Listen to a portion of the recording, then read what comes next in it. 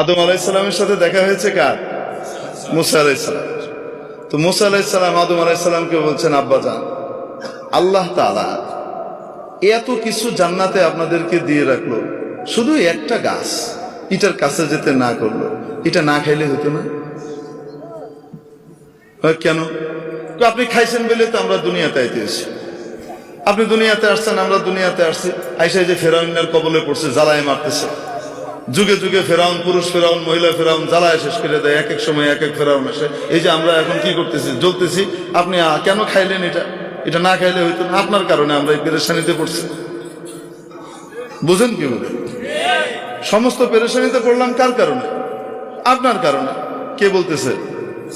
মুসা আলাইহিস সালাম। আপনি এটা কেন খাইলেন? হযরত আদম আলাইহিস সালাম বলতেছেন, আমি খাইছি, তোমারে কে বলছে এই কথা? বুঝছেন? মুসা আলাইহিস সালাম বলেন, আমি বলি আপনাদের বাবার ছেলেদের মধ্যে সাধারণত 2 নম্বর ছেলে যেটা হয় মাইজা, এটা সেটা টাইপের হয় সাধারণত। আল্লাহ তাআলা এটারে বানান শত্রু বাহিনী এসে যেন তার বাবার জমি টমি দখল করে নিতে না পারে।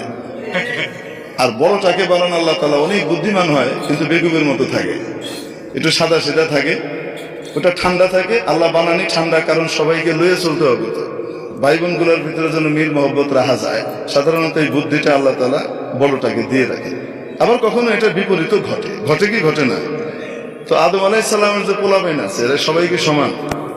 হ্যাঁ, সমস্ত নবীরাই আদম আলাইহিস সালামের আওলাদ, কিন্তু আদম আলাইহিস সালামের আওলাদের ভিতরে মুসা আলাইহিস সালাম হলেন মাইজা পোলার মতো, কাউরে ছেড়ে দেন।